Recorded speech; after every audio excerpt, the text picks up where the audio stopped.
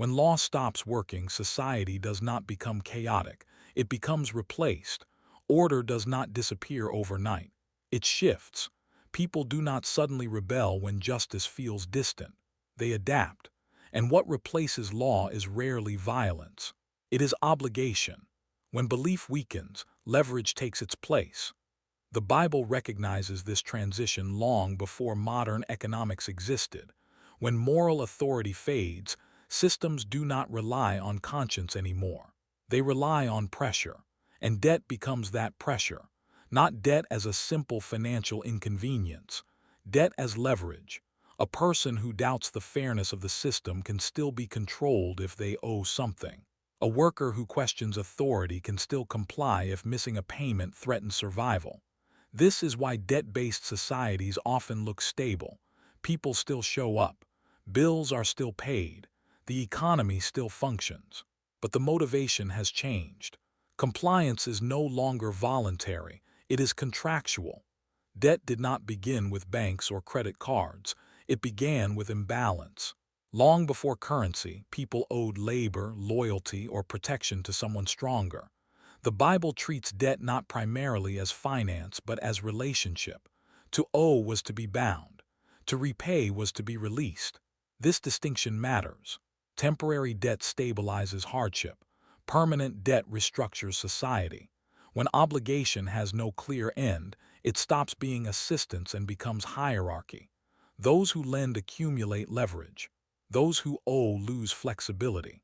Power rises quietly upward. Freedom drains gradually downward. Modern systems often treat debt as neutral math.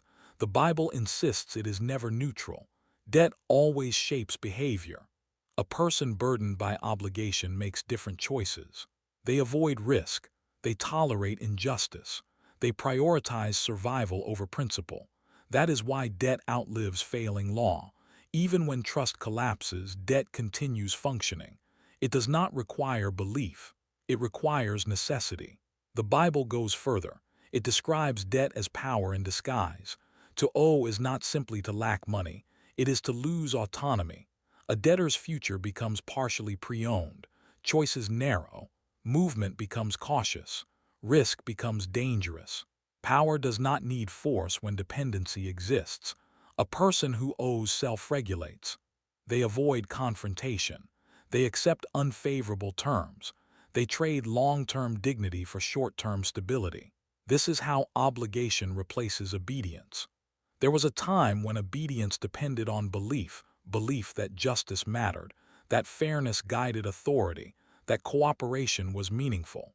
But when belief collapses, systems do not stop governing. They change method. Debt does what weakened law can no longer do. It compels behavior without requiring trust. People stop asking, "Is this just?" They begin asking, "Can I afford not to comply?"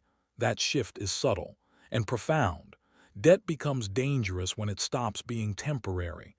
The Bible makes this distinction repeatedly. Short-term obligation can restore stability. Permanent obligation creates control. When repayment becomes a lifetime condition, obligation turns into infrastructure. People begin life already bound. Decisions are shaped before they are made. Terms extend. Interest accumulates. Repayment stretches indefinitely. The future becomes collateral. Those who hold debt gain leverage without issuing commands. Behavior adjusts automatically around obligation. No force is required. This is why indebted populations are easier to govern, not because they are weak, because they are constrained. Debt narrows options. A person burdened by repayment cannot take the same risks as someone unbound. They protect income. They avoid disruption. They prioritize predictability. Resistance becomes expensive. Silence becomes rational. Debt disciplines behavior quietly. It encourages endurance over reform, stability over dissent. And this produces something that looks like peace, but it is fragile peace. Because compliance rooted in necessity is not loyalty. It is calculation. The moral foundation of society begins to shift. Justice is no longer the primary measure of right and wrong. Repayment is. The Bible warns about this inversion. When debt dominates, People are evaluated less by character and more by creditworthiness. Systems tolerate exploitation as long as contracts are honored. Inequality is excused as long as payments continue. Justice asks, is this fair? Debt asks, was it paid? These are not the same question. When repayment becomes the highest moral priority, systems lose the ability to correct injustice.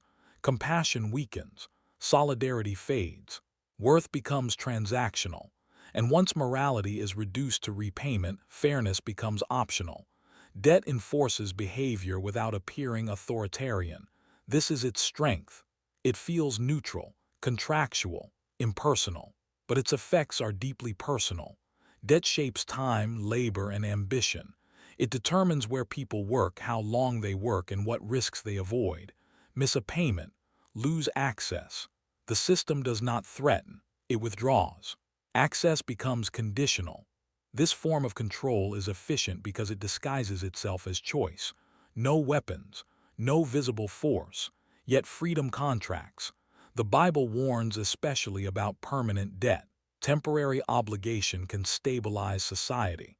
Permanent obligation freezes it. When repayment has no realistic endpoint, people stop planning for independence. They plan for continuity. Children inherit obligation before opportunity. Hardship becomes structural, not circumstantial. That is why the Bible introduces release cycles, resets, forgiveness, limits, not as charity, as system maintenance. Without release, debt accumulates upward. Power consolidates silently. Those at the top gain insulation. Those at the bottom absorb volatility. Society splits, not loudly, structurally. Those who hold debt gain flexibility. Those who owe lose it. The powerful are insulated from risk. The bound absorb it. And this separation corrodes cohesion, because shared fate disappears. Those protected from risk stop governing for stability. They extract rather than steward. Those burdened stop believing the system works for them. Interest intensifies this divide. Interest appears technical, just a percentage, but the Bible treats it as momentum. Without interest, debt is static. With interest, debt grows on its own. Time itself becomes a cost. For the debtor, delay deepens dependence. For the lender, delay increases leverage. This asymmetry reshapes society. People work not just to repay what they owe, but to service what accumulates. Life decisions, education, work, family, are planned around repayment schedules. Time becomes monetized pressure. Debt begins as help. But when paired with interest and no release, help becomes dependency. Temporary assistance preserves dignity. Permanent dependency erodes it. People stop planning for freedom. They plan for survival. Dependency stabilizes control. It reduces resistance without requiring force. People tolerate conditions they would otherwise challenge. Solidarity becomes risky. Why disrupt the system that holds your access?